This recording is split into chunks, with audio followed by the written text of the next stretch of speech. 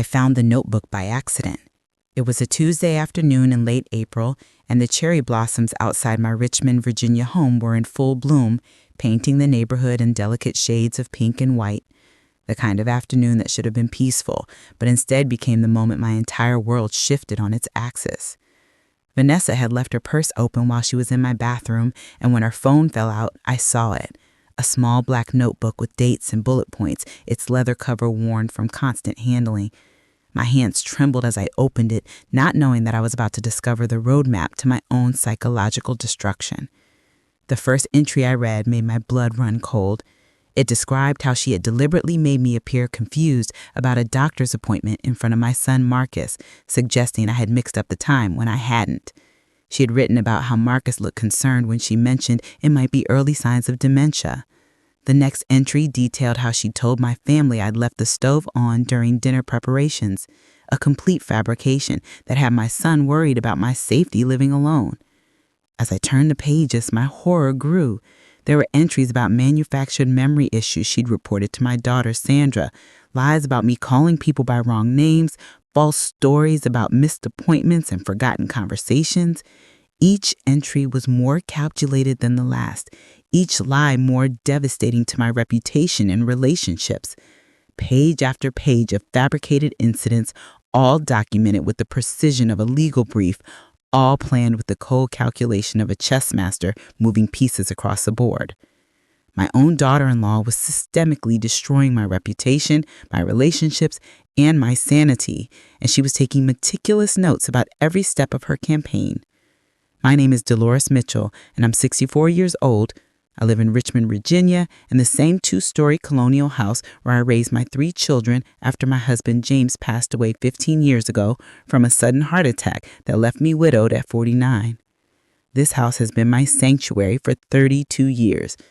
James and I bought it as newlyweds in 1975, drawn by its wraparound porch and the century-old oak tree in the front yard that provided shade for summer barbecues and autumn leaf piles. Every room holds memories. The kitchen where I taught Sandra to bake her first chocolate chip cookies, the living room where Marcus took his first steps, the back room where I held baby Terrell during those sleepless nights when colic kept us both awake. I worked as a school secretary for 37 years at John Marshall Elementary School, where I managed everything from student records to budget reports to crisis communications. The job required precision, organization, and an excellent memory, qualities that served me well whether I was tracking down a lost file from 1985 or remembering which third grader needed their asthma inhaler after lunch. My colleagues always joked that I was the real principal because nothing happened in that school without my knowledge and approval. Parents would specifically request meetings with me because they knew I'd remember every detail of their child's academic history and personal challenges. I pride myself on having a sharp mind, an organized life, and an even sharper memory that serves me well in everything from remembering every student's birthday during my working years to keeping track of complex family schedules and medical appointments for my aging neighbors. Mrs. Patterson next door still calls me when she can't remember if she took her blood pressure medication. Mr. Williams across the street relies on me to remind him about his monthly cardiologist appointments. These aren't the kinds of people who would trust someone with memory problems to help manage their lives. At least, I used to pride myself on that mental sharpness. For the past 6 months, everything I thought I knew about my own mental capacity had been slowly, systematically undermined by a campaign so subtle and persistent that I'd begun to question my own sanity. It started small, as these things always do. Little comments here and there about how I seemed confused or forgetful. Gentle corrections about conversations we'd supposedly had, meetings I'd supposedly missed, things I'd supposedly said or done. Each incident was minor enough that I dismissed it, but persistent enough that doubt began to creep in. "Mom, are you sure you didn't promise to babysit the kids last Saturday?" Marcus would ask with that concerned furrow in his brow that I'd come to dread. "Vanessa said you seemed really definite about it when she called you." But I knew I hadn't made any such promise. I kept a detailed calendar, the same system I'd used for decades, and Saturday had been marked clearly as my book club meeting, which I hadn't missed in 3 years. Remember when you called me Janet during our phone conversation last week? Sandra would mention casually during our weekly calls. I was worried you might be getting me confused without Janet, but I had never called Sandra by my sister's name. They looked nothing alike, sounded nothing alike, and lived completely different lives. It would be like confusing a rose with a sunflower. Each incident, taken alone, seemed insignificant, but together they formed a pattern that my family had begun to notice with growing alarm. Sunday dinners, once joyous occasions filled with laughter and storytelling, had become tense affairs where I felt like I was being watched, evaluated, tested. My children would exchange meaningful glances when I'd pause to remember a detail or correct something someone had said. The worst part was that I began to second-guess myself. Maybe I had forgotten about that babysitting commitment. Maybe I had called Sandra by the wrong name. Maybe I was losing my grip on reality so gradually that I couldn't see it happening. I started taking ginkgo supplements, worried that maybe early onset dementia was setting in despite my relatively young age. I made lists obsessively, trying to document conversations and commitments so I could prove to myself that my memory was intact. I even made an appointment with Dr. Harrison, my longtime physician, for a complete neurological evaluation, terrified that my family's concerns might be justified. The appointment was scheduled for the following month, and I'd been dreading it for weeks. What if the tests revealed what everyone seemed to already know, that my mind was failing me? What if I really was becoming the confused, unreliable person my family thought I was becoming? But now, sitting on the edge of my bathtub with Vanessa's notebook in my hands, everything made horrible, perfect sense. I wasn't losing my mind. Someone was stealing it from me, piece by piece, lie by lie, documented entry by documented entry. I heard the toilet flush and quickly closed the notebook, shoving it back into Vanessa's purse with hands that shook so badly I nearly dropped it. My heart was pounding so hard I was sure she'd hear it through the bathroom door. When she emerged, smoothing down her perfectly styled hair, checking her makeup in the mirror, she gave me that practiced smile, the one I now realized was full of calculation rather than warmth. "Everything okay, Dolores? You look a little pale." Even this innocent-seeming observation was likely going to end up in her notebook. I could practically hear her mental notes. Dorothy appeared disoriented after a brief wait in the hallway, seemed confused and shaky, maybe having some kind of episode. "I'm fine," I said, my voice steadier than I felt. "Just tired." "You should rest more," she said, adjusting her purse strap with those perfectly manicured hands that have been documenting my destruction. "At your age, it's important not to overdo it. Stress can really affect memory and cognitive function." At your age. As if 64 was ancient. As if I was some fragile old woman teetering on the edge of incompetence, rather than someone who had successfully managed a school office, raised 3 children alone, and maintained an active, independent life for over a decade after being widowed. After she left, I sat in my kitchen staring at my hands. Hands that typed thousands of memos, balanced countless budgets, and comforted crying children for nearly 40 decades. These hands weren't shaking because I was losing my mind. They were shaking because I just discovered the scope of the psychological warfare being waged against me. For months, I'd been questioning my own perception of reality. I'd started taking those ginkgo supplements, worried that maybe my brain was betraying me. I'd begun writing down everything obsessively, trying to prove to myself that I wasn't imagining the discrepancies between my memories and what my family claimed had happened. I'd even researched local memory care facilities, thinking that maybe I needed to start preparing for the inevitable decline that everyone seemed to see but me. The irony was bitter. All those notes I'd been taking to document my competence, while Vanessa was taking notes to document my supposed incompetence. Two parallel records of the same events with completely different interpretations of reality. But I wasn't losing my mind. Someone was stealing it from me, lie by lie. And I had the proof right there in black and white, written in Vanessa's own neat handwriting. The question was, what was I going to do about it? I got up and made myself a cup of coffee, my hand still shrimbling slightly as I measured the grounds and waited for the old percolator to work its magic. The familiar ritual helped ground me in reality, my reality, not the twisted version Vanessa had been creating. Through the kitchen window, I could see Mrs. Patterson next door tending to her prize-winning roses, the ones she'd been nurturing for 20 years with the kind of patience and attention to detail that comes only with age and experience. Mrs. Patterson was 78 and sharper than most people half her age. She'd lived in the neighborhood longer than anyone and had always been kind to me, especially after James passed away. She'd been the one to bring casseroles during those first terrible weeks of grief, the one who'd helped me figure out how to manage the lawnmower and fix the garbage disposal. Most importantly, she'd been the one to tell me that being alone didn't mean being lonely, and that independence was something to be treasured, not surrendered. That's when the first piece of my plan began to form in my mind like morning mist slowly taking shape in the rising sun.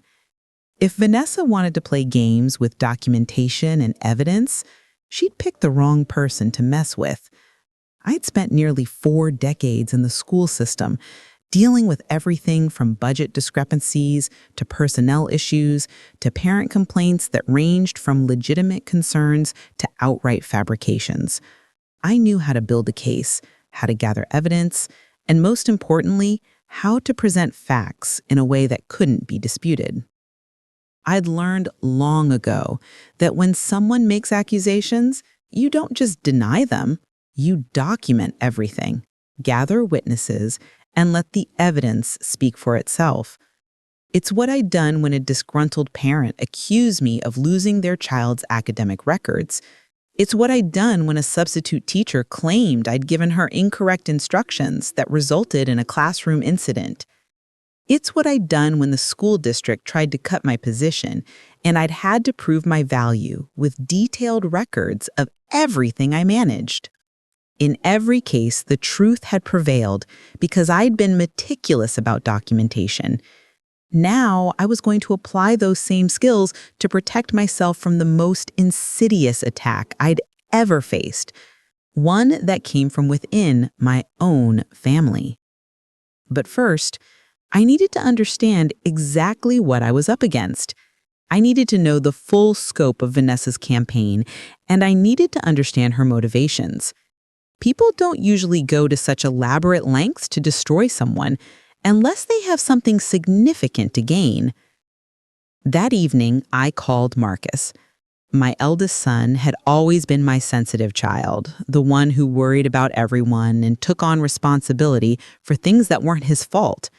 He'd been 12 when James died, and had tried so hard to be the man of the house that I'd had to constantly remind him he was still just a boy who deserved to play and be carefree. Now, at 39, he was a successful accountant with his own small firm, married to Vanessa for 3 years, and the father of 2 beautiful children who called me Grandma D and lit up my world every time they visited. The thought that Vanessa was using his love and concern for me as a weapon against me made my heart ache. "Hi, son. I was wondering if you and Vanessa would like to come for dinner this Sunday. I haven't cooked for family in a while, and I miss having everyone together." There was a pause that lasted just a beat too long, the kind of pause that wouldn't have registered with me 6 months ago, but now set off alarm bells. "Are you sure, Mama? Last time you seemed a little overwhelmed with all the preparations." "Overwhelmed. Another one of Vanessa's poison seeds, no doubt. The last time I'd cooked for them was 3 weeks ago, and I'd prepared my usual Sunday spread: fried chicken, mac and cheese, green beans, cornbread, and peach cobbler for dessert. The same meal I'd been making for family gatherings for over 20 years. The same meal that had prompted James to propose to me after I'd cooked it for him during our courtship, claiming that any woman who could make mac and cheese that good was worth marrying. I'd never been overwhelmed by cooking that meal. It was as natural to me as breathing. But apparently, Vanessa had rewritten that evening as evidence of my declining capabilities. "I'm sure," I said, keeping my voice steady despite the anger building in my chest. "I'll keep it simple. Just your favorites: fried chicken, mac and cheese, green beans. The meal you've been asking me to make since you were 8 years old and declared it was better than anything they served at the fancy restaurant downtown." I could hear Marcus smile through the phone. For a moment, he sounded like my little boy again. "You remember that?" I was so embarrassed when I said that in front of Mrs. Morrison. "I remember everything about raising you kids. My memory for the important things has always been excellent." Another pause. "Okay, Mama, but maybe Vanessa and I can bring some dishes too. Just to help out." To help out. As if I was incapable of cooking a meal I'd been making for 3 decades. As if the woman who had managed the dietary needs and allergies of 600 elementary school students during lunch programs was suddenly too confused to coordinate a simple family dinner. "That would be nice," I said, though my teeth were clenched so tightly I worried I might crack a molar. Sunday dinner had always been sacred in our family. Even after James passed, I'd maintained the tradition, bringing my children and grandchildren together at least twice a month around the old oak dining room table that had been my grandmother's. It was where we celebrated good news and weathered bad news together. It was where Marcus had announced his engagement to Vanessa, where Sandra had told us she was pregnant with her first child, where Terrell had shared his acceptance to college. But lately, those dinners had become minefields of subtle insults and manufactured concerns about my competence. Now I understood why. Vanessa had been using these gatherings to perform her lies in front of witnesses, to create situations where she could point out my supposed confusion in front of people who loved me and trusted her. Now it was my turn to use Sunday dinner strategically. Over the next few days, I began my own documentation project. I went to the office supply store and bought a small digital recorder, the kind court reporters use, and began recording every phone conversation and in-person interaction with Vanessa. I also started writing down everything that happened, with precise times and dates, in a composition notebook that I kept locked in my bedroom safe. If she was going to keep a notebook about me, I was going to keep a more detailed one about her. I also made some phone calls, starting with the most important one. "Mrs. Patterson, this is Dolores from next door. I was wondering if you might have noticed anything unusual lately. People coming and going from my house when I'm not there, maybe?" There was a pause, and then Mrs. Patterson's voice took on that careful tone people use when they're about to share something they're not sure they should. "Funny you should ask, dear. I have seen that daughter-in-law of yours there a few times when your car wasn't in the driveway. I thought maybe you'd given her a key for emergencies or something, so I didn't want to be nosy. But it didn't strike me as odd because she always seemed to be carrying things in and out." My blood pressure spiked. I had given Vanessa a key, but only for genuine emergencies, like if something happened to me and Marcus needed to get into the house. The idea that she'd been using it to enter my home without permission made me feel violated in a way I hadn't experienced since the months after James died, when I jump at every sound, convinced that someone was breaking in. When was the last time you saw her there? Just yesterday afternoon, around 2 o'clock.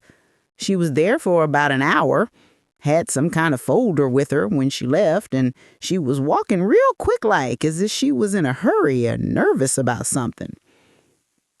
A folder? Yesterday afternoon, I'd been at my weekly book club, discussing the latest Toni Morrison novel and enjoying the company of women I've been meeting with for over 5 years.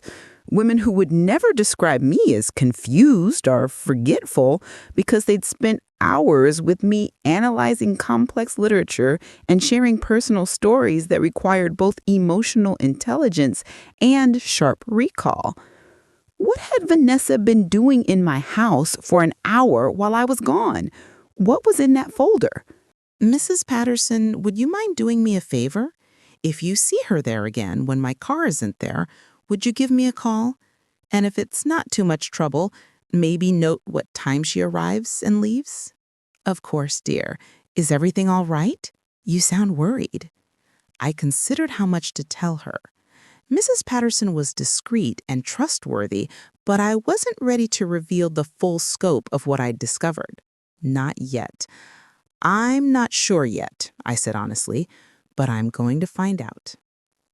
Sunday arrived with the kind of perfect spring weather that makes Richmond beautiful. Warm sunshine, gentle breeze, and the sweet scent of honeysuckle drifting through my open windows. I'd been up since 6 a.m., preparing the meal with extra care and attention, not because I was worried about my cooking abilities, but because I wanted everything to be perfect for what I knew would be a pivotal evening. Marcus and Vanessa arrived right on time at 4 o'clock with my 8-year-old grandson Tommy and 6-year-old granddaughter Lisa in tow. Tommy hugged me with the uninhibited enthusiasm that children have before the world teaches them to be guarded, while Lisa presented me with a drawing she'd made of what she claimed was my house, complete with stick figures of all of us holding hands in the front yard. I made you really tall, Grandma Dee, because you're the most important person in our family, she said, with the kind of innocent honesty that brought tears to my eyes. If she only knew how hard some people were working to make me feel like the least important person in the family. Marcus hugged me warmly. He was still my sweet boy underneath all of Vanessa's influence, but I noticed how his eyes swept over the kitchen as we entered, as if looking for signs of my supposed incompetence. Was the stove on? Was anything burning? Had I forgotten some crucial element of the meal? "Smells wonderful in here, Mama," he said, but there was something careful in his voice, as if he was pleasantly surprised that I'd managed to cook a meal without incident. Vanessa set down a casserole dish on my counter with more force than necessary. "I brought green bean casserole just in case. I know how hard it can be to coordinate multiple dishes when you're cooking for a crowd." Just in case I messed up, she meant. Just in case the woman who had coordinated school lunch programs for hundreds of children couldn't manage a simple family dinner. But I smiled sweetly and thanked her for her thoughtfulness, all while mentally adding this interaction to my growing file of evidence. During dinner, I watched her carefully while pretending to focus on my grandchildren's chatter about school and friends and playground drama. Vanessa was indeed very good at what she did. I had to give her that. Every undermining comment was wrapped in concern.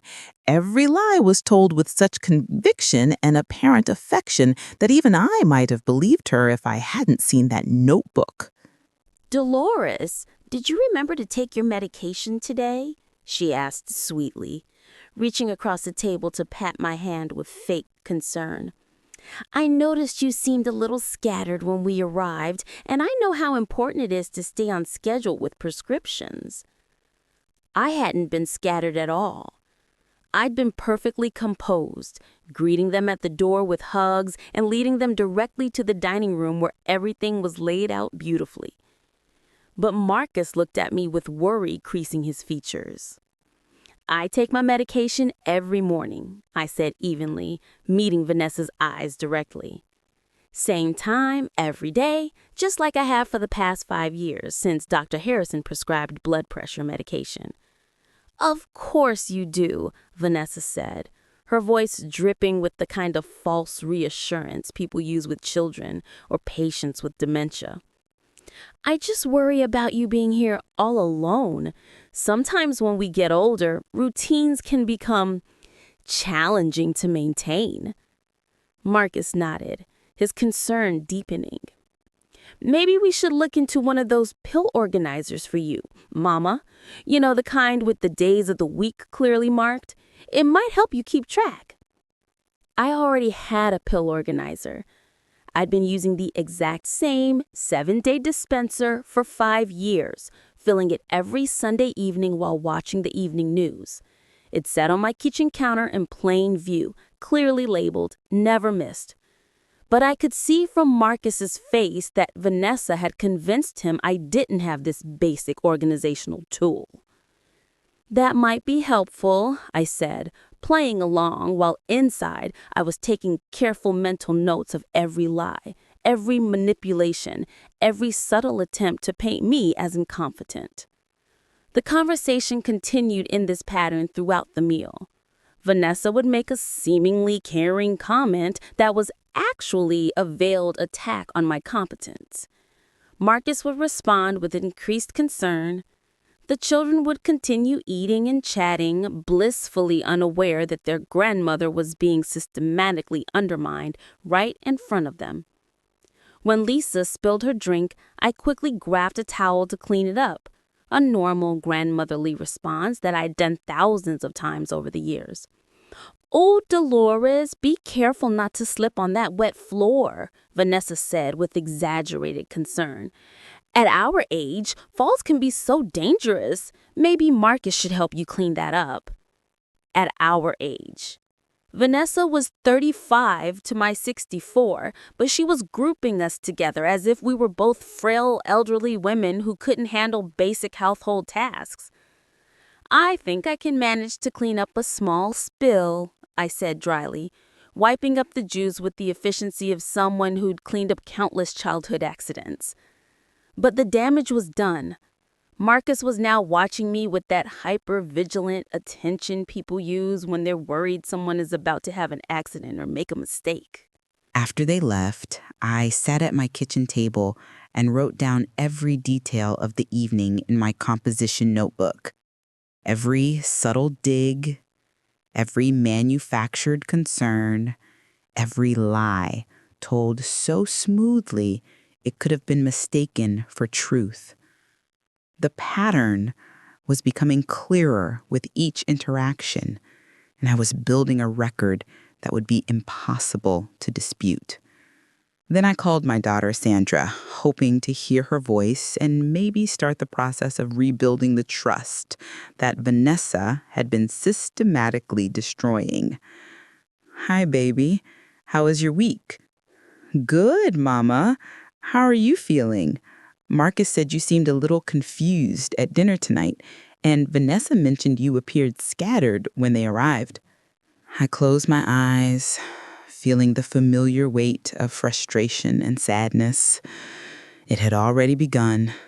Before I'd even finished loading the dishwasher, Vanessa had called Sandra to report on my supposed decline. The poisoning of my relationships was happening in real time, and I was watching it unfold like a slow-motion car accident. "I felt fine," I said firmly. "Sandra, when's the last time you visited me? Not for a quick stop to pick something up or drop something off, but really visited. Sat down and had a real conversation with me." There was a pause that lasted long enough for me to hear my own heartbeat in the silence. It's been a few weeks, I guess. Maybe a month between work and the kids' activities, and David's been traveling so much for his job. I understand you're busy, but maybe next weekend you could come by. We could spend some real time together. Just the two of us, like we used to when you were little and would help me bake cookies on Saturday afternoons. I'd like that, Mama. I miss our talks. After I hung up, I realized something important that gave me hope. My children weren't evil or malicious. They were being manipulated just as much as I was in their own way. Vanessa had isolated me from them gradually, making them question every interaction they had with me, making them see problems that didn't exist and interpret normal behaviors as signs of decline. But unlike me, they hadn't seen the notebook. They didn't know that every concern they had about me had been planted by someone with her own agenda. They thought they were being loving, protective children looking out for their aging mother. They had no idea. They were being used as weapons in Vanessa's campaign against me. This realization shifted my approach. I wasn't fighting my children. I was fighting for them. I was trying to save our relationships from someone who was using their love for me to destroy their trust in me. The next morning, I made another crucial phone call. Good morning. Is this Patricia Williams? Yes, who's this? The voice was cautious, but not unfriendly. The tone of someone who didn't recognize the number, but was willing to give the caller a chance to explain themselves. This is Dolores Mitchell. I believe you're Vanessa Williams' mother? There was a long pause, and I could practically hear the mental gears turning as she tried to place me and figure out why I was calling. Yes, I am. How can I help you? I was hoping we could meet for coffee sometime. I'd like to get to know you better, and I think we might have some things to discuss about our children. Another pause, longer this time. When Patricia spoke again, her voice carried a note of carefully controlled concern. I suppose that would be nice. Though I have to say, Vanessa mentioned you've been having some difficulties lately. Of course she had. Vanessa's poisoning campaign wasn't limited to my immediate family. She'd been spreading the narrative of my decline to her own family as well, probably preparing them for whatever endgame she had in mind. What kind of difficulties? I asked innocently, though I already knew what she'd been told. Oh, memory issues, confusion about appointments and names, the usual things that happen as we get older, I suppose. She's so worried about you, and she feels terrible that Marcus is having to deal with all the stress of it. I'm sure she feels terrible, I thought grimly. Terrible that her plan is working so well. Well, I'd still like to meet, I said out loud. Maybe Thursday afternoon. There's a nice little cafe downtown, Millie's Kitchen on Gray Street. Do you know it? I think so. How about 2 o'clock? Perfect. I look forward to it. Thursday couldn't come fast enough. I spent the intervening days continuing to document everything: phone calls, conversations, interactions with neighbors, even my own daily activities, to prove to myself and anyone else who might question it that I was living a normal, organized life. I arrived at Millie's Kitchen 15 minutes early and chose a table near the large front window where the afternoon sunlight would make it easy to see facial expressions and body language. The cafe was a Richmond institution, the kind of place where the waitresses knew your order and the coffee was strong enough to wake the dead. I've been coming here with friends for years, and the familiar environment helped calm my nerves. Patricia Williams walked in right on time. A woman in her early 60s with silver hair cut in a stylish bob and kind eyes that reminded me painfully of what Vanessa's might have looked like before calculation replaced warmth. She was dressed nicely, but not ostentatiously, in the sort of classic clothing that suggested financial stability without flaunting wealth. Dolores? She asked, approaching my table with a tentative smile. That's me. Please sit down. Thank you for meeting me. We ordered coffee and made small talk for a few minutes about the weather, the neighborhood, and the cafe's famous peach pie. But I could see Patricia was curious and slightly uncomfortable. So I decided to cut to the chase. Patricia, what has Vanessa told you about me? She looked uncomfortable, stirring her coffee slowly while considering her words. Well, she's mentioned that you've been having some memory problems. She's very concerned about you living alone, especially since Marcus works such long hours and can't check on you as often as he'd like. What specifically has she said? Oh, things like forgetting to turn off the stove, calling people by the wrong names, getting confused about appointments and dates. She says the family is worried about your safety and your ability to manage your finances and household responsibilities. I nodded, making mental notes of each fabricated concern. And how often does Vanessa share these concerns with you? Pretty regularly, actually. She calls me several times a week to update me on your condition. She feels terrible about the burden it's putting on Marcus, but she really loves you, you know? She sees you as the mother she never had, since her own mother died in a car accident when she was 16. It was very traumatic for her. This was news to me. In 3 years of family gatherings and holidays, Vanessa had always referred to Patricia as Mom and had never mentioned a deceased mother or the trauma of losing a parent as a teenager. It made me wonder what other stories she'd been telling different people. I see, I said carefully. So you've known Vanessa since she was 27 and started dating my son David. That relationship lasted about 2 years before she met Marcus. My coffee cup stopped halfway to my lips. I'm sorry, did you say she dated your son before she married my son? Oh yes, David was quite smitten with her at first, very similar to how Marcus seemed when he first brought her around family gatherings. A chill ran down my spine. What happened with that relationship? Patricia's expression grew troubled. Well, it ended rather badly. David started having concerns about some of Vanessa's behaviors.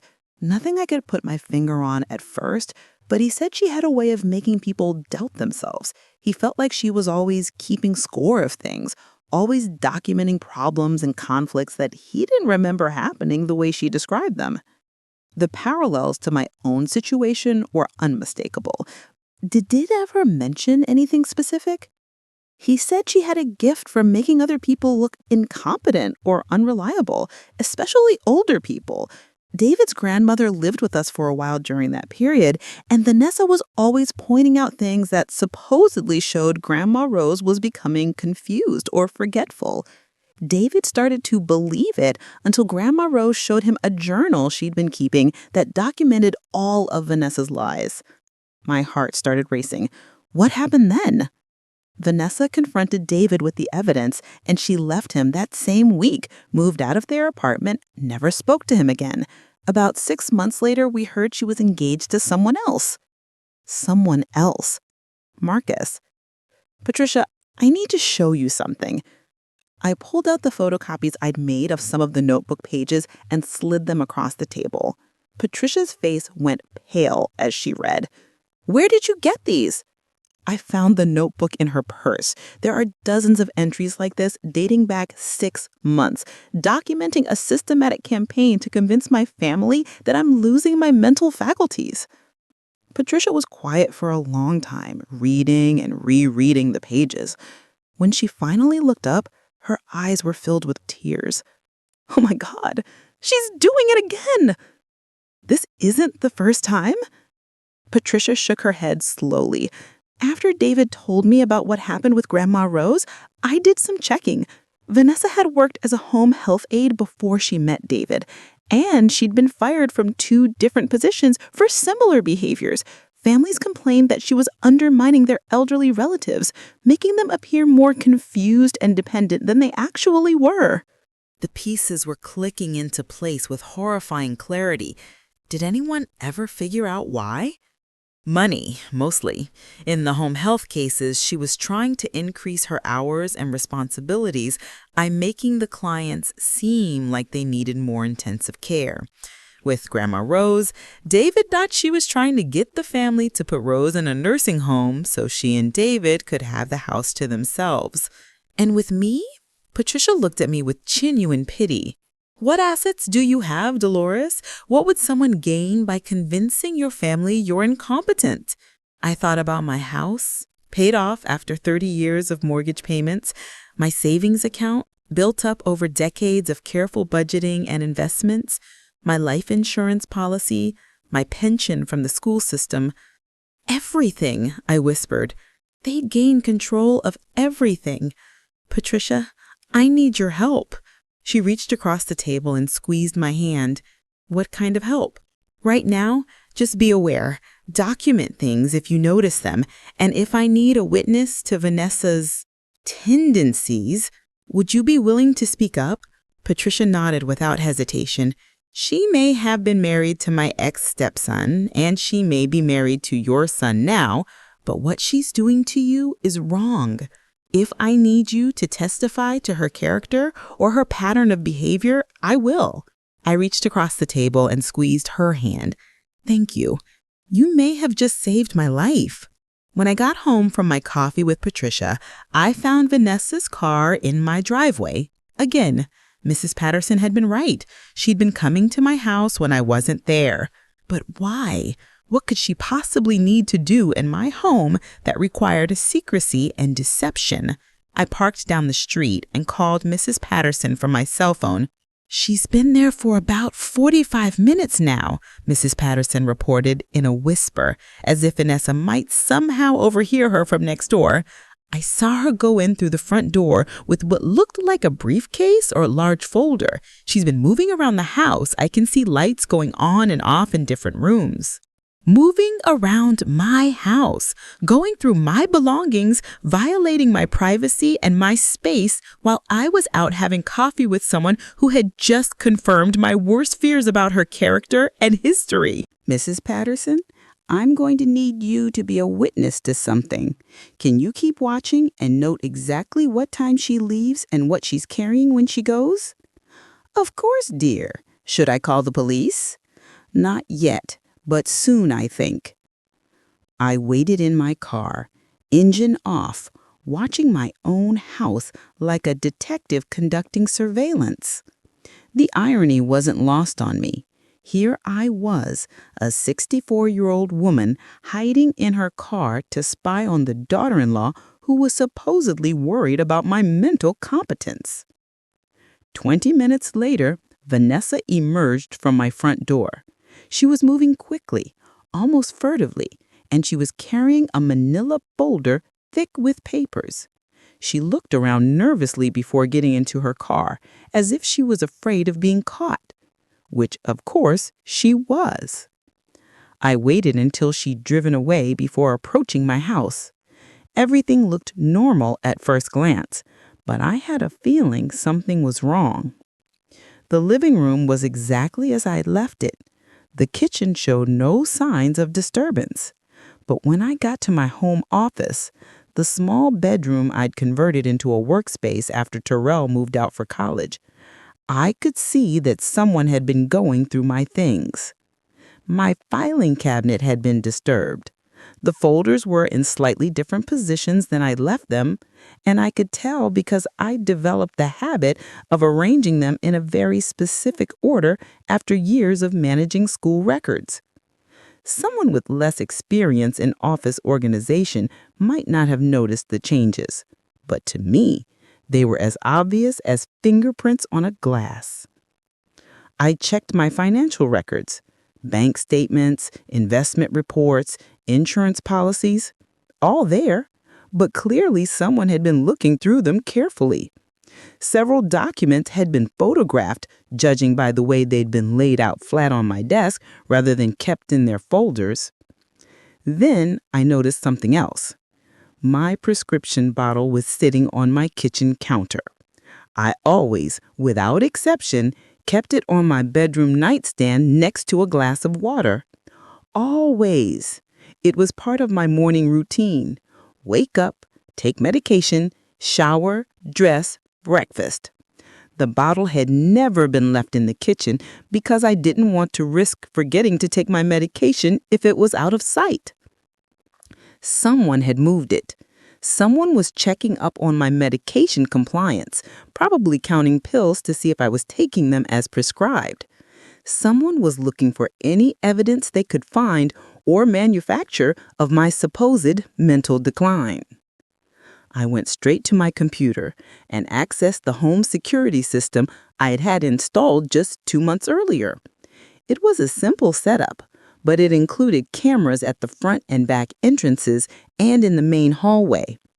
I'd gotten it after a rash of break-ins in the neighborhood, never thinking I'd be using it to spy on my own family. The footage was damning.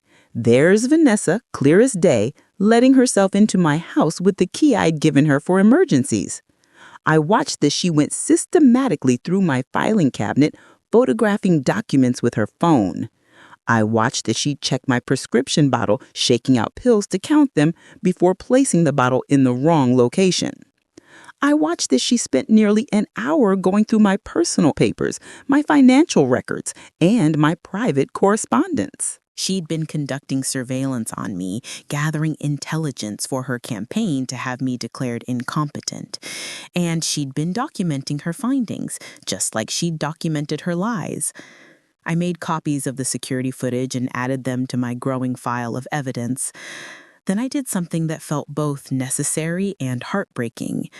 I called a locksmith and had all the locks on my house changed. If Vanessa wanted to enter my home again, she was going to have to break in, which would finally give me grounds to call the police. Then I called Sandra. "Hi, Mama, how was your day?" "Enlightening," I said honestly.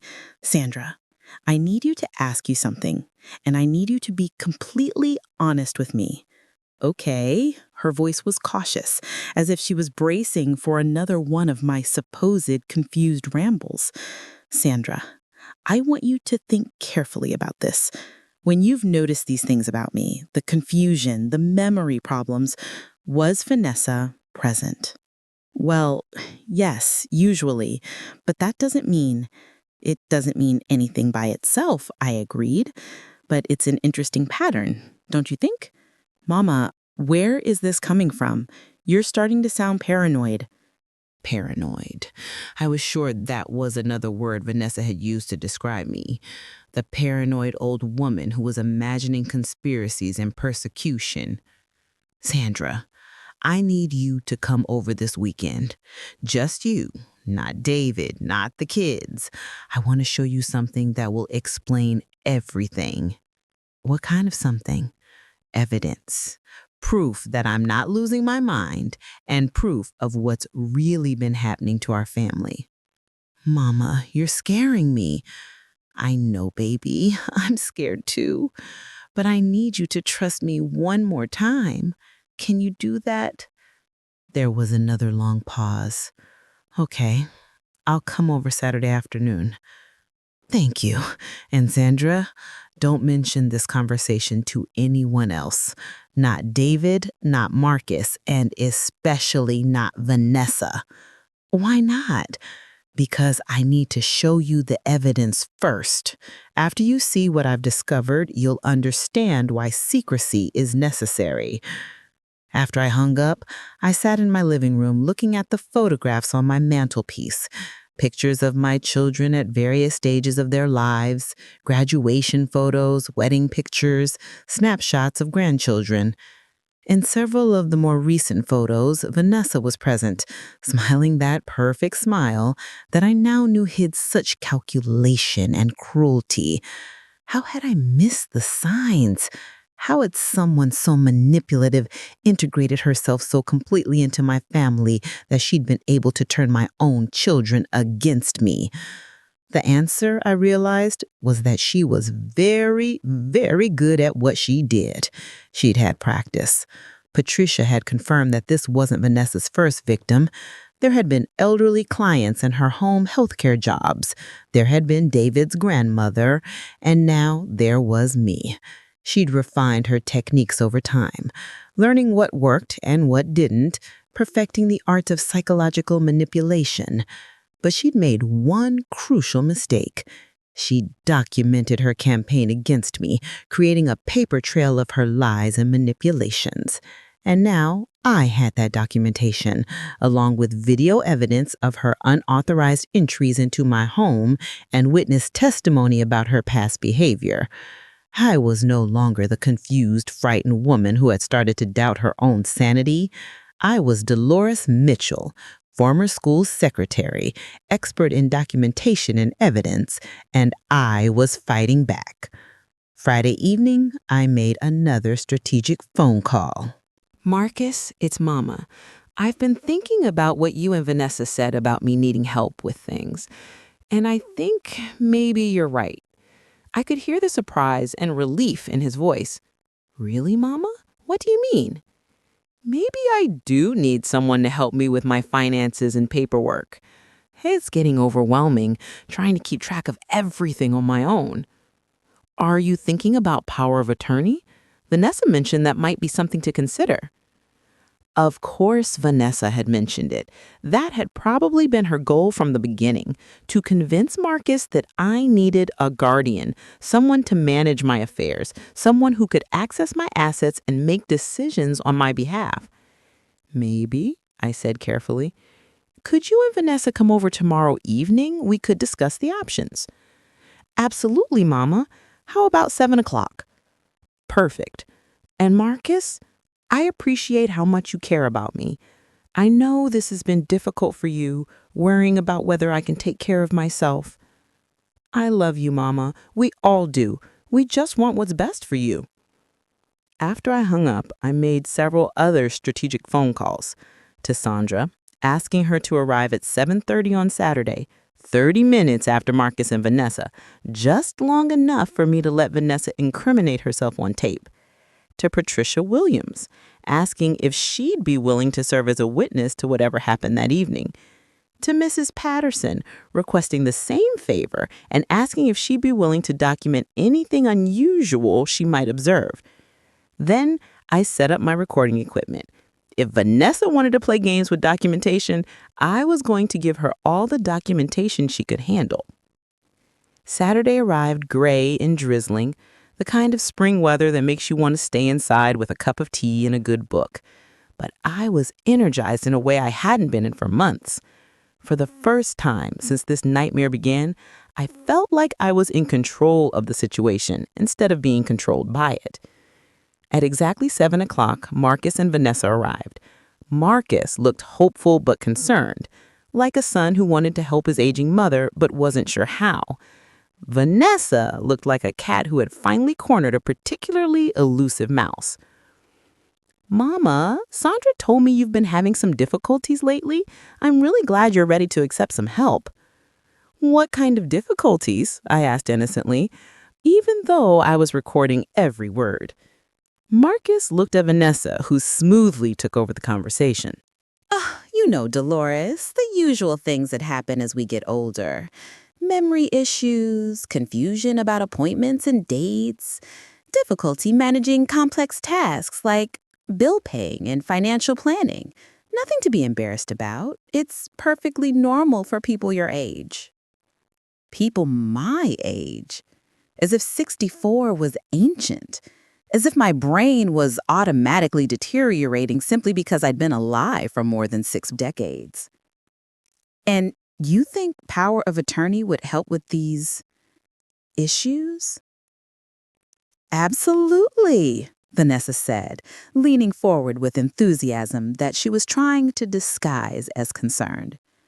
It would take all the pressure off you. Marcus could handle all the financial decisions, property management, bill paying, investment decisions, all of it. You wouldn't have to worry about making mistakes or forgetting important deadlines. That sounds wonderful, I said, playing my role perfectly. I brought some forms from the bank yesterday. I pulled out a folder containing power of attorney documents that I'd picked up from my attorney earlier in the week, not to sign them, but to use them as props in this elaborate performance. These would give Marcus complete control over my finances and property, correct? Complete control, Vanessa said quickly, her eyes lighting up with undisguised greed. Total authority to make any financial decisions necessary for your care and well-being. And what would happen to my assets in that case? Well, Marcus would manage them for you, of course. Make sure all your bills are paid, that you have everything you need for a comfortable retirement. But technically, he could do anything he wanted with them. Sell the house, liquidate my savings accounts, change beneficiaries on my life insurance. Vanessa's pupils dilated slightly, a physiological response to excitement that she probably didn't even realize was happening. Hypothetically, yes, but Marcus would never do anything that wasn't in your best interests. He loves you too much for that. Of course, I agreed, but hypothetically, all of my assets would be under his control? Hypothetically, yes. That's the whole point.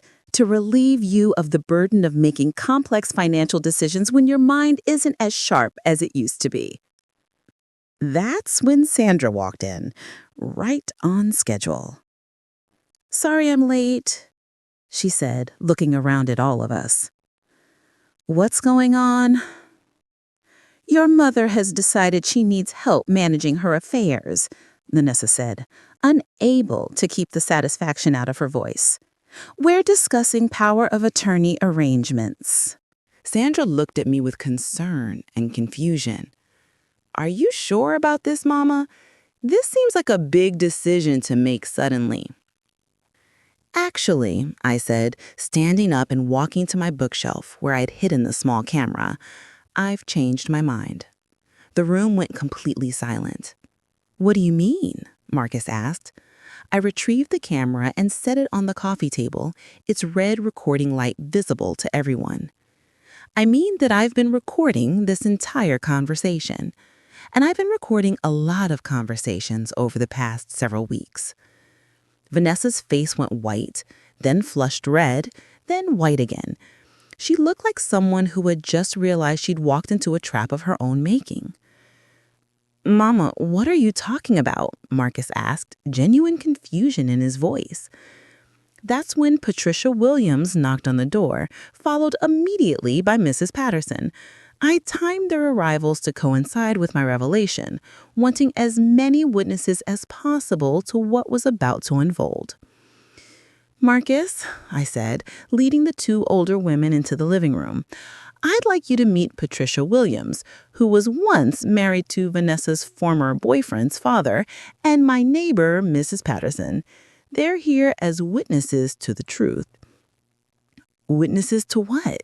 Marcus asked, looking increasingly bewildered. I pulled out my folder of evidence, photocopies of Vanessa's notebook, printouts of the security footage, my own detailed documentation of her lies and manipulations.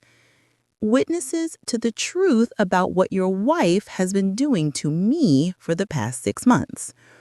I spread the notebook copies across the coffee table like a poker player revealing a winning hand. Marcus stared at them, not understanding at first what he was looking at. "This is Vanessa's handwriting," I said calmly. "Her personal documentation of a systematic campaign to convince all of you that I'm losing my mind." Marcus picked up one of the pages, reading slowly. His expression changed from confusion to disbelief to horror as the implication sunk in. "Vanessa, what is this?" His voice was barely above a whisper. Vanessa was silent, her hands trembling and her face the color of old parchment. "It's documentation of lies," I continued, my voice steady and clear. "Lies about me forgetting to turn off the stove. Lies about me calling people by wrong names. Lies about me being confused about appointments. All of it carefully planned and documented to make you think I'm incompetent." I showed him the security footage on my laptop. "She's also been entering my house without permission when I'm not here, going through my financial records, photographing my personal documents, and monitoring my medication compliance. Marcus was staring at his wife in complete disbelief. Vanessa, please tell me this isn't true. Vanessa finally found her voice, though it came out as a desperate whisper. Marcus, she's having paranoid delusions. This is exactly what I've been worried about. She's imagining conspiracies, creating elaborate fantasies. This is a classic symptom of dementia. That's when Patricia Williams spoke up, her voice clear and authoritative. No, Marcus, it's not dementia. I've seen Vanessa do this before with another elderly person. She destroyed a wonderful woman's relationship with her family using the exact same tactics. Mom? Vanessa turned to Patricia with desperation in her eyes. I'm not your mother, Vanessa. I was your boyfriend's stepmother for 2 years, and I watched you systematically undermine her grandmother's credibility until the family almost put her in a nursing home. The only thing that stopped you was that the grandmother had been documenting your lies, just like Dolores has been doing. Sandra pulled out her cell phone. I've been recording too, Vanessa. Everything you said tonight about wanting control of Mama's assets, about her not being capable of managing her own affairs. The room was silent except for the sound of Vanessa's rapid, shallow breathing. Why? Marcus asked, his voice breaking. Why would you do this to my mother? I answered for her, consulting my notes. Because, according to your credit reports, you owe over $150,000 in various debts. Because my house is worth $300,000 and is completely paid off. Because my savings and investment accounts total nearly $200,000. Because my life insurance policy is worth another $100,000. Marcus's head snapped up. How do you know about our debts? Because when someone is trying to steal everything you've worked for your entire life, you investigate, you gather evidence, you build a case. Steal? Marcus looked genuinely shocked. Mama, I would never steal from you. Not knowingly, I agreed, but you might sign power of attorney papers if you believed I was incompetent and needed protection. And once you had legal control over my assets, Vanessa would make sure that control was used to solve your financial problems. This is insane, Vanessa suddenly shouted, jumping to her feet. You're all crazy if you think I planned something this elaborate. Marcus, we need to leave. Now. No, Marcus said firmly, his voice carrying an authority I hadn't heard from him in years. We're not leaving. We're going to sit here and figure out exactly what's been going on.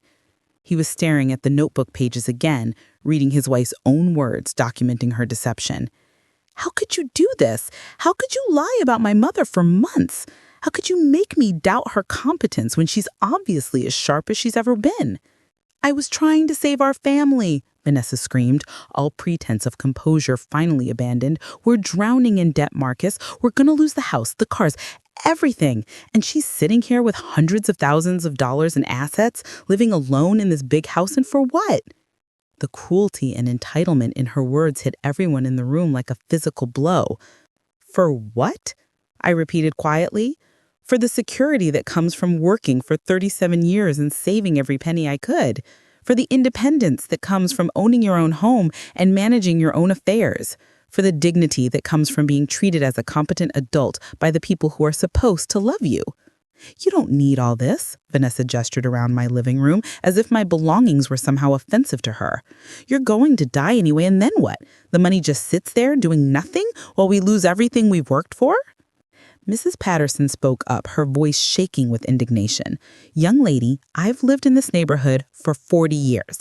I've seen a lot of family situations, good and bad, but I have never, in all my years, seen anything as calculated and cruel as what you've done to this woman. She wasn't hurt by it. She's fine. She's perfectly healthy. I started taking medication for anxiety. I made an appointment with a neurologist because I thought I might have dementia.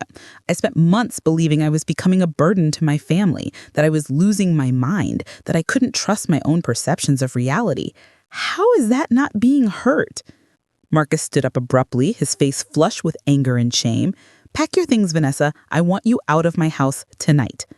Marcus, please think about what you're doing. Think about our children. Think about our future. I am thinking about our children. I'm thinking about what kind of example we're setting for them if we stay married to someone who would do this to their grandmother. I'm thinking about what kind of man I am if I stay with someone who spent months psychologically torturing my mother. What about our debt? What about the house payments? We'll figure it out. We'll get second jobs. We'll sell the cars. We'll downsize our lifestyle. We'll do whatever we have to do that doesn't involve committing crimes against my family.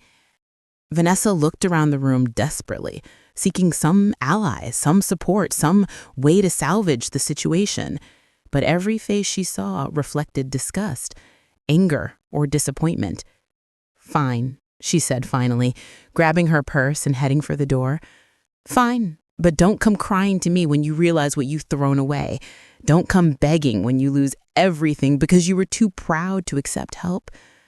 The only thing I'm throwing away is a marriage to someone I apparently never really knew," Marcus replied. "And the only help I'm rejecting is help that comes at the cost of my mother's dignity and sanity." After Vanessa left, the rest of us sat in my living room trying to process what had just happened. Marcus was crying, deep, wrenching sobs that shook his whole body. "Mama, I'm so sorry," he said between sobs.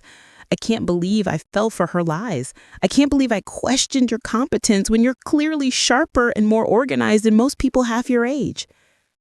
"She was very convincing," I said gently, rubbing his back the way I'd done when he was a little boy and had nightmares. "And she was telling you what a loving son would want to hear, that your mother needed help and protection." "How did you figure it out?" Sandra asked. She'd been quiet throughout most of the confrontation, but I could see her processing everything that had been revealed. "The notebook. Finding that notebook was like finding the key to understanding everything that had been happening to me. All the lies, all the manipulation, all the systematic destruction of my reputation. It was all documented in her own handwriting." "What's going to happen now?" Marcus asked. I thought about it. "Now we heal. We rebuild our relationships. We learn to trust each other again. And we make sure nothing like this happens to anyone else in our family." "Are you going to press charges against her?" It was a question I'd been wrestling with for days. Elder abuse was a serious crime, and Vanessa had certainly committed it. She'd systematically undermined my mental health, violated my privacy, and attempted to defraud me of my assets. In any legal sense, she deserved to be prosecuted to the full extent of the law. But I also knew that pressing charges would mean months or years of legal proceedings, media attention, and continued involvement with someone I just wanted out of my life forever. "I'm going to think about it," I said finally. "But right now, I just want to focus on rebuilding our family." Patricia Williams had been listening quietly to our conversation, but now she cleared her throat. "Dolores, I think you should know that Vanessa has done this before, and she'll probably do it again. If you don't stop her, legally, she'll just find another victim." Her words hit me like a cold wind. I've been so focused on protecting myself and my family that I hadn't fully considered Vanessa's future victims, other elderly people who might not be as fortunate as I was in discovering the truth. "You're right," I said slowly. "This isn't just about me anymore, is it?" Over the following days, I made the decision to pursue criminal charges against Vanessa. It wasn't an easy choice, but Patricia's words had convinced me that I had a responsibility to other potential victims. I contacted the Richmond Police Department and filed a complaint for elder abuse, fraud, and identity theft. The detective assigned to my case, Sarah Johnson, was a woman in her 40s who specialized in crimes against elderly victims. She listened to my story with the kind of professional attention that made me feel heard and believed. Mrs. Mitchell, what you've documented here is one of the most thorough cases of elder psychological abuse I've ever seen. The notebook alone would be enough to secure a conviction, but combined with the security footage and witness testimony, this is an incredibly strong case. What happens next? We'll arrest Mrs. Williams and charge her with multiple felonies. Given the documentation and evidence you've provided, I expect she'll ultimately accept a plea bargain rather than risk a trial. The arrest happened 3 days later. Marcus called that evening, his voice hollow. He arrested Vanessa at her sister's house. The kids were there. They saw their mother being handcuffed and put in a police car. My heart ached for my grandchildren, innocent victims of their mother's crimes. How are Tommy and Lisa doing? They're confused and scared. They don't understand why Mommy can't come home. Lisa keeps asking if she did something wrong. Bring them here, I said without hesitation. Bring them here tonight. They can stay with me as long as needed. That night, I found myself with 2 traumatized grandchildren sleeping in my guest room, their father sleeping on my living room couch, and my daughter Sandra coming and going to help with meals and emotional support. My house, which had been so quiet and lonely for months, was suddenly full of the noise and chaos of a family in crisis. But it was good chaos, the kind that comes from people who love each other, working together to heal from trauma. The legal proceedings took 6 months to resolve. Vanessa initially tried to claim that she was the victim, that I was the one with mental health issues, that her notebook was actually legitimate documentation of my real cognitive decline, but the security footage of her unauthorized entries into my home, combined with Patricia Williams' testimony about her past behavior with David's aunt, made her defense impossible to maintain. In the end, she accepted a plea bargain that resulted in a sentence of 2 years in prison, 3 years of probation, and an order to pay restitution to me. She also had to undergo psychological evaluation and treatment as part of her sentence. Marcus filed for divorce while she was in jail awaiting sentencing. The proceedings were complicated by their financial situation and the custody arrangements for the children, but eventually everything was settled. Marcus kept the house, took on responsibility for their debts, and was awarded primary custody of Tommy and Lisa, with Vanessa getting supervised visitation after her release. The children came to stay with me while Marcus worked extra hours to manage their debt payments. Having them in the house was both wonderful and exhausting, but it also gave me a sense of purpose that I'd been missing. Over the following 2 years, our family slowly healed. Marcus learned to trust his own observations rather than relying on secondhand reports about people's behavior. Sandra started visiting more regularly, rebuilding the close relationship we'd had before Vanessa's interference. Even Terrell, who had been away at graduate school during most of the crisis, became more attentive to maintaining direct contact with family members. I also became involved in elder advocacy work, speaking at community centers and training sessions about recognizing and preventing psychological manipulation of elderly people. My experience had taught me that this type of abuse was more common than most people realized, and that victims often suffered in silence because they'd been convinced they were losing their mental faculties. 2.5 years after Vanessa's conviction, I received a call from Detective Johnson. Mrs. Mitchell, we've received a complaint about elder abuse that sounds very similar to your case. The victim mentioned attending one of your presentations. Would you be willing to testify about the pattern of behavior?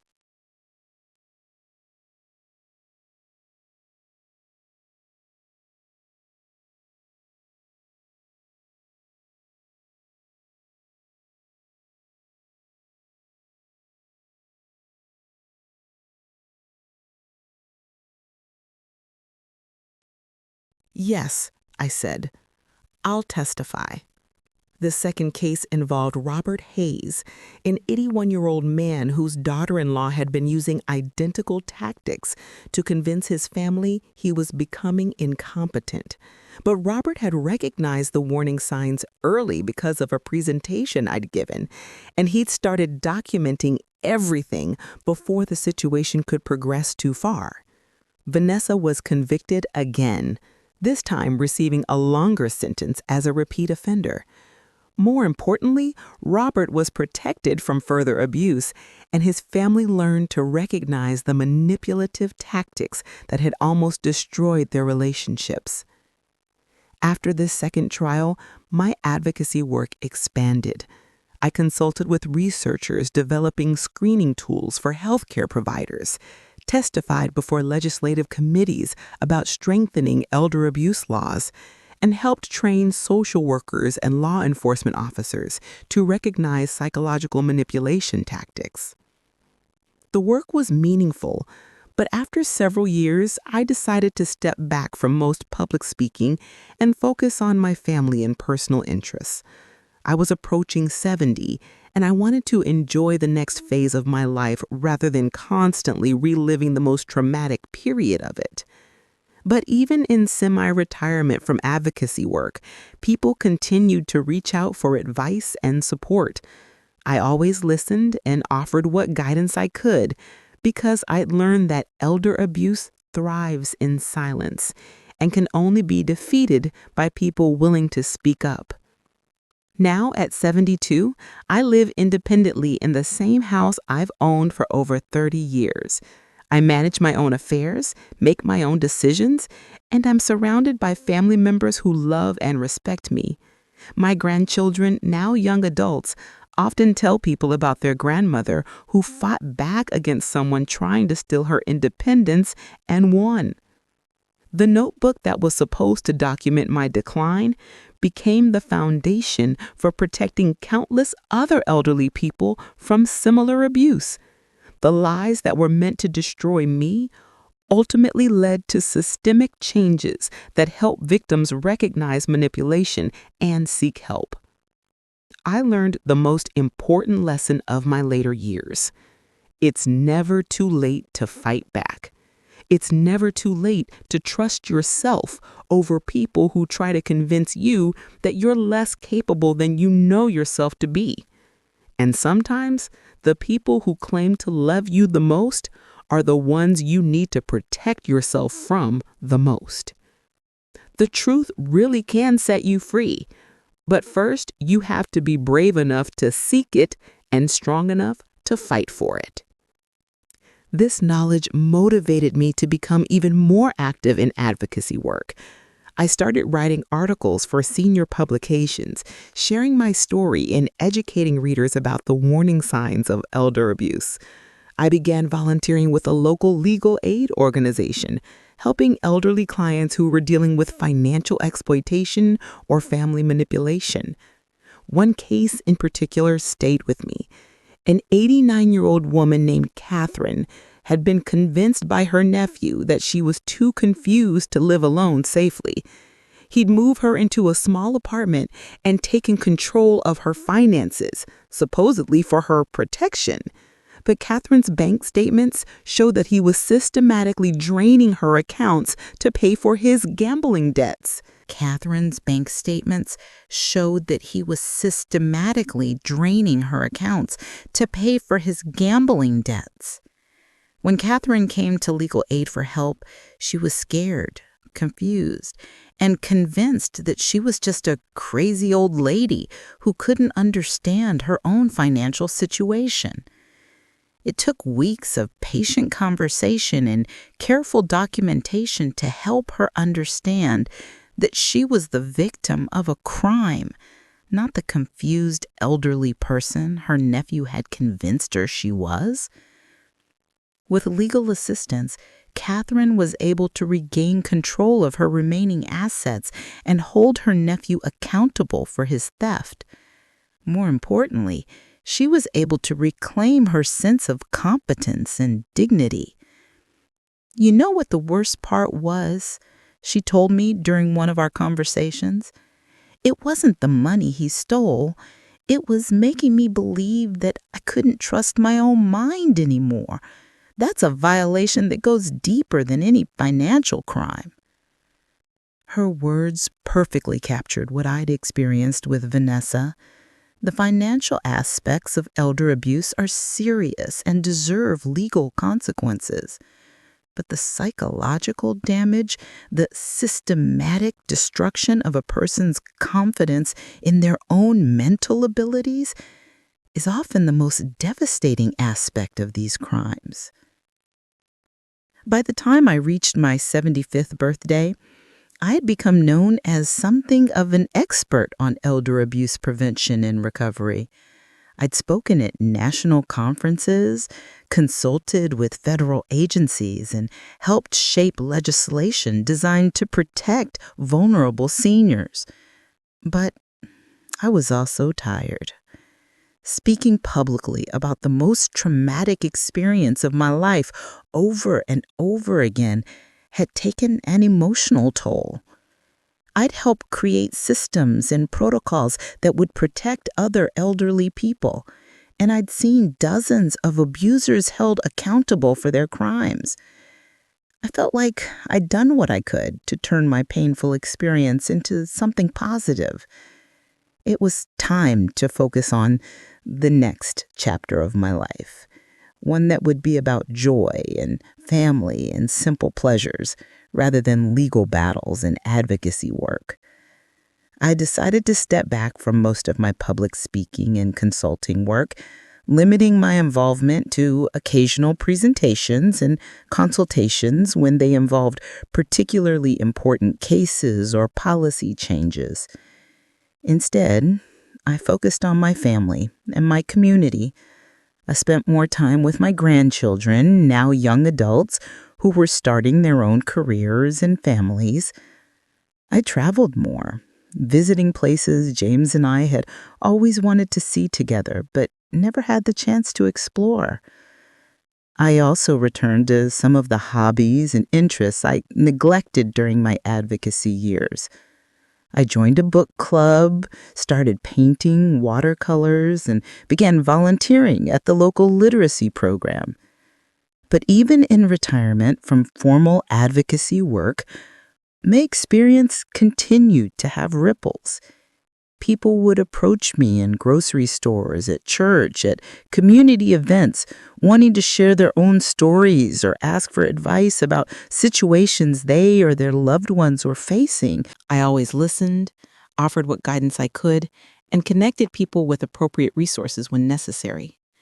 Because I'd learned that elder abuse thrives in silence and isolation, and it can only be defeated by people who are willing to speak up and support each other.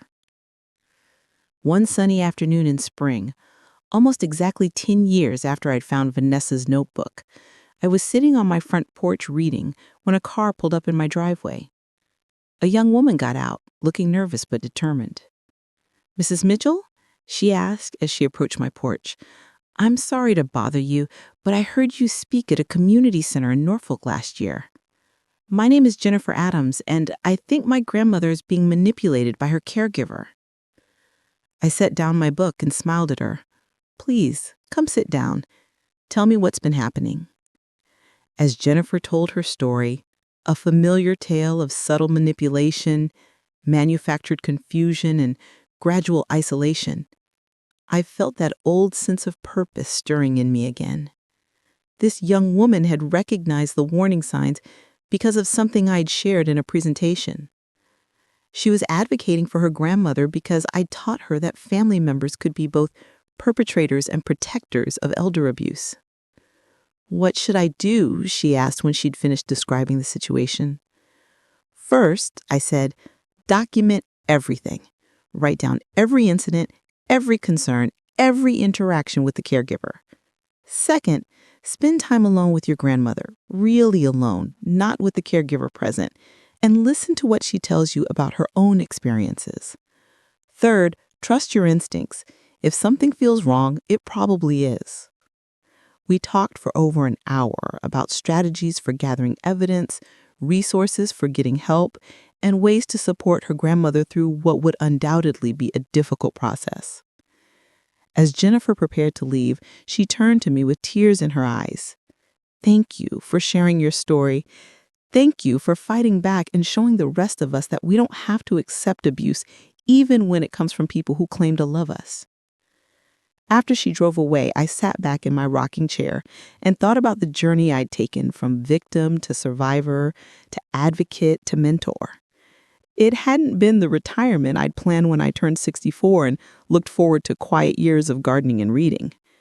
But it had been meaningful in ways I could never have imagined. Every person I'd helped, every family I'd protected, every policy I'd influenced had been a victory not just for them, but for every elderly person who deserved to live with dignity, respect, and autonomy. The notebook that was supposed to document my decline had become the foundation for my greatest achievements.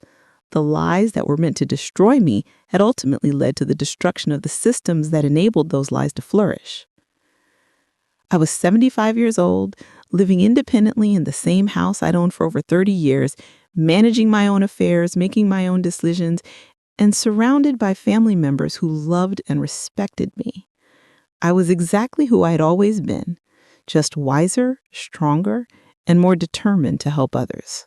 As the sun set over my neighborhood that evening, painting the sky in shades of pink and gold, I reflected on the most important lesson I learned from my ordeal with Vanessa. It's never too late to fight back. It's never too late to reclaim your dignity. It's never too late to trust yourself over people who try to convince you that you're less capable than you know yourself to be. Because sometimes the people who claim to love you the most are the ones you need to protect yourself from the most. And it's never, ever too late to stand up and say, I know who I am. I know what I'm capable of, and I won't let anyone steal that from me. That notebook, hidden in a purse and discovered by accident, had been meant to document my destruction. Instead, it had become the tool of my liberation and the foundation for protecting countless others from the same fate. The truth, as I learned, really can set you free. But first, you have to be brave enough to seek it, strong enough to face it, and determined enough to fight for it. And I had been all of those things, just when I needed to be.